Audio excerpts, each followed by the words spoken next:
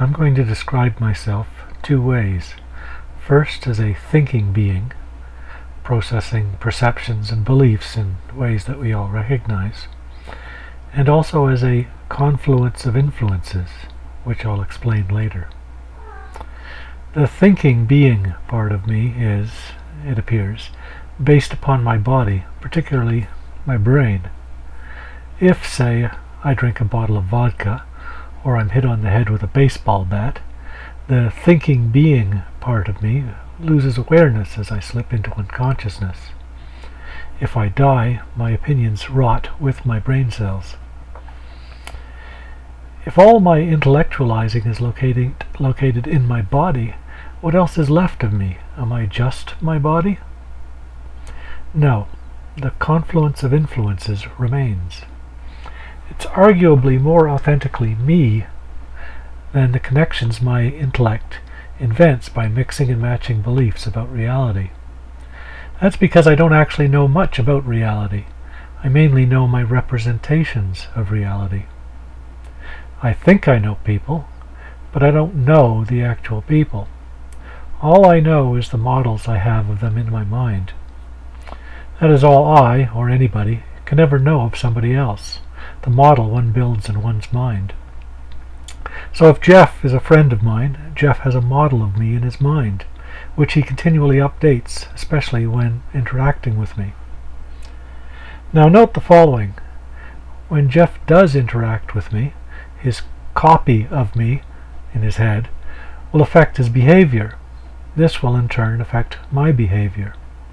So when I'm interacting with people who know me, I'm facing an older version of myself. The model of me in the other person's brain reflects back at me, reinforcing my previous behaviors. This can reinforce any mental image I may have of who or what I am. So the bits of me that reside in Jeff come back to affect the bits of me that reside within me. But those external copies of me aren't really me, are they? Consider the following. My computer's printer broke yesterday. I couldn't fix it, so I was forced to go to the store and buy a new one. The breakdown of the printer caused a change in my behavior. It didn't select the precise time, nor did it decide to break, but it did bring about the necessary conditions. The printer was an influence. It caused me to behave in certain ways for several hours. I visited several stores. I spent money. So for a time, the printer was part of what makes me, me. And since I'm talking about it now, it still is, even though the printer's no longer here. There are countless influences out there, both objective things like printers and subjective things like beliefs. Science studies objective things carefully, and these are becoming better understood. Subjective things, however, get short shrift by many scientists. Some consider them mere imaginings, unworthy of serious evaluation. This was particularly the case with the behaviorists, B.F. Skinner, and people like that. Yet if a group of people share a common belief, they will tend to direct their behavior in a similar way. They will act in relative unison. One might say that they're an in-group, or one might say they're a gang. Alternatively, one might say they have love amongst themselves. That's a quote from the Bible. Now, a prophet such as Jesus of Nazareth gained millions of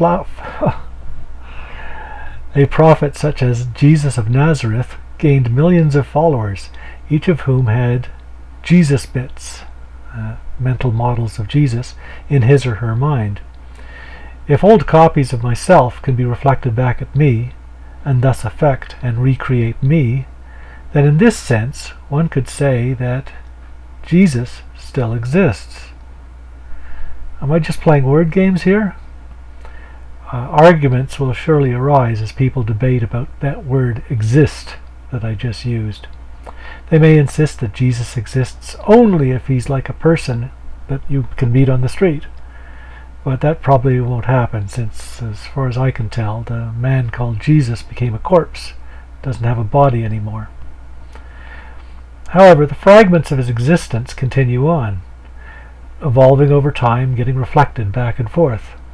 All those Jesus bits are being bounced around just like my Timothy bits, like the example that I gave that was in Jeff's brain. Those Timothy bits are pieces of me that are in other people's minds. Of course, there's far more Jesus bits out there than there are Timothy bits. So in that sense, Jesus can be considered bigger than I am. He can even be considered more real if all the effects of the Jesus bits are tallied up. In fact, the sum of the Jesus bits can be considered even more intelligent than me. There's more brains working on recreating him than there are recreating me. John Lennon actually once said that there was a time the Beatles were bigger than Jesus, and at the time he may have been right. Now, the Jesus bits don't have any intellectual capacity per se. People have widely varying views about Jesus, so the Jesus bits are too contradictory to arrive at some kind of consensus typical of an intellectual conclusion. Nonetheless, there are pockets of similarity, such as individual religions, and the people in these pockets can dedicate their creativity to furthering the cause of the Jesus bits. Add up all their creativity, and that exceeds mine by a huge margin, at least until they start arguing amongst themselves. The descriptions I'm giving here sound like a bunch of robots running programs, don't they? That's one way to look at it. If this was another century, I might have chosen a different way of explaining all this. I may have told parables, for example.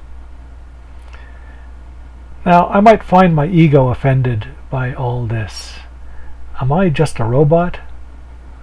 Am I nothing but an ongoing creation of this world?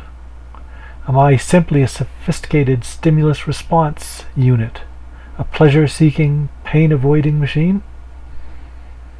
Is that such a bad thing? When I perceive my unbreakable connection to reality, this ongoing creation of the thing I call me, I see the commonality of my experience with that of other people. I also see my own lack of specialness, because I've never created anything from nothing. All that I do is, ultimately, borrowed from an earlier source, including the inventive connections I've been carefully raised, groomed, and trained to make. How does one make sense of this continually being created phenomenon? One solution people have found is to identify with the Jesus bits they carry around in their minds. Once they accept and come to trust that powerful influence, the other non-Jesus-based influences seem less offensive. How do they accomplish this? Perhaps they can let the Jesus bits make choices through what they feel to them is a guided intuitive capacity. What is actually happening may just be some neurons firing, but the subjective experience is that of receiving direction, guidance, from a part of the mind that isn't being intellectually monitored. Thus, they say, they're turning their life over to Jesus, and in so doing they find a way to deal with living in an uncaring universe full of uncertainty. Unfortunately, many make the mistake that believing their Jesus bits are something specific, an actual person perhaps. This is the dismal downside of religion. Yet the phenomenon being addressed by this reality model, things like the contingent nature of the self, aren't going to go away. For millions of people, Jesus bits make life more tolerable. They also hurt millions of people. As solutions go, it's not ideal. For now, it's all many people have, and it does the job for them. Do you ever wonder what Jesus of Nazareth, if he was alive today, would think about the things that people say he said?